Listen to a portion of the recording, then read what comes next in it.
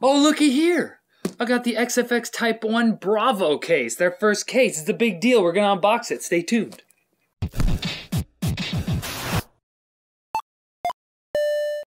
XFX is known primarily for power supplies and really clean, smooth-looking graphics cards. I love the way their graphics cards look.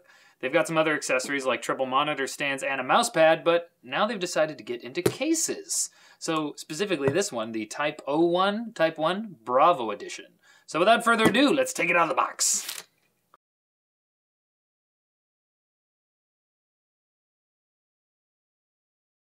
So the case came packed in this nice closed cell foam. It's a little more forgiving than styrofoam, so that's nice. It is a bit of a heavy-duty case.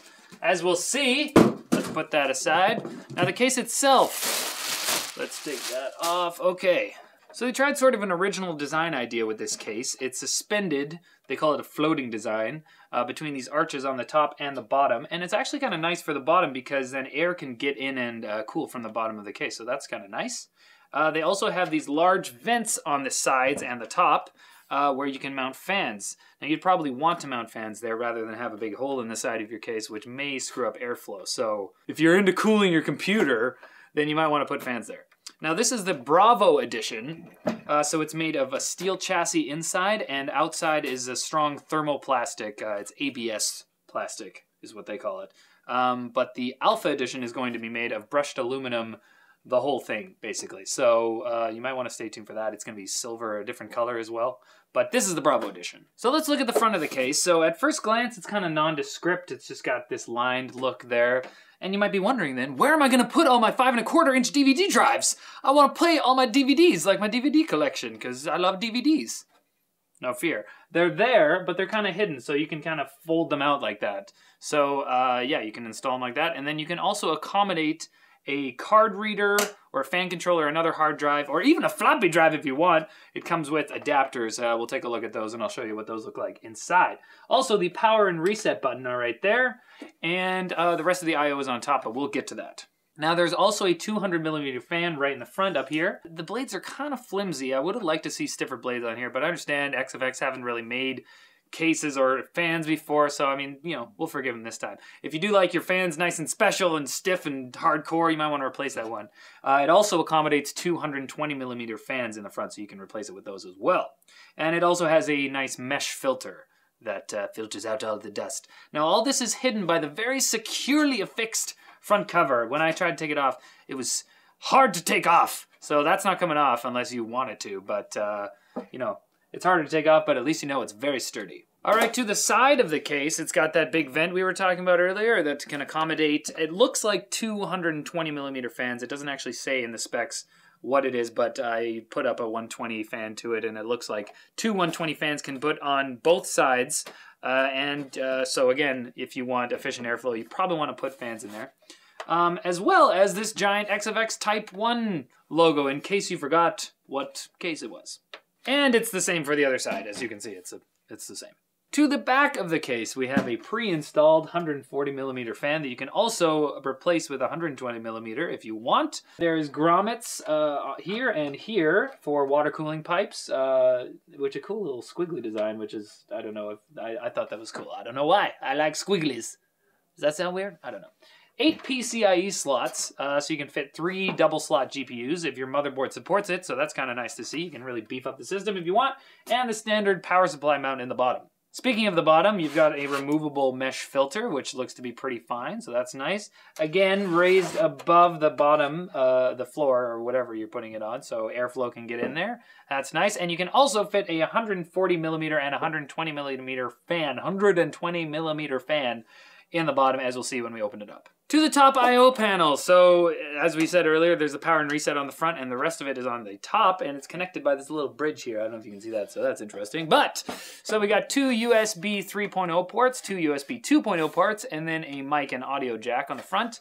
There is also room for 240mm, 2 120mm, or 2 90mm fans on the top, or you can just put a single 200mm fan there if you want. Whatever floats your boat. Okay, time to look inside the case. So I removed the panels. They're held on by thumb screws, and they're very hefty. It's a double layer of whatever it's made of, the ABS plastic, and then there's reinforced steel all around it. So that's on both sides. So they're very hefty. I mean, you could probably kill somebody with this. Not that I would. Don't do that. Don't. But yeah, it's nice to see some heft there. And on the inside of the case, we got this nice little box. Let's open it up. It's Christmas. So in the box, we've got adapters for the front panel, which you can use to accommodate different replacements for the drives there. You can put a fan controller or a card reader or another hard drive even. You have 2.5-inch trays that you can use to replace the regular 3.5-inch trays that are there already, and a bag of screws and zap straps. So that's nice. So the case supports ATX or MATX motherboards. They've got all the anchor points for that. And it also has these nice grommets for cable management, again with the squiggly design that I like for some reason. I don't know why. There's a pad on the back to cushion the PSU if you loathe metal-on-metal contact. And there's also rubber posts on the bottom to stop from moving around. Again, there's room on the bottom for a 140 or 120 millimeter fan. So onto the drive bays. There are 8 drive bays, storage drive bays in total here, as well as 3 on top for 5.25-inch drives. The bottom 3 here are only for 3.5-inch hard drives, and the top 5 can convert to hold SSD trays by unscrewing this plate back here, which I will show you now. So you just remove all of these drive bays, which are completely toolless, and then you have this empty space right there. You just pull this whole tray out, this part, and put it back in. There's a slot for it, just one over, and you slide it in there, and now you have a smaller spot for the SSDs. Easy peasy. Now, as I said earlier, there's 3 5.25-inch drives in the front, which are toolless to install things in. You just pop and lock them like that. And then it also comes with an adapter for other things that you want to put in there. So if you want another hard drive, just stick it in there like that, and you can slide it in to the front, like so. And then you lock it in, and you got another hard drive. If 3 hard drives and 5 SSDs aren't enough for you, just you got room for another one.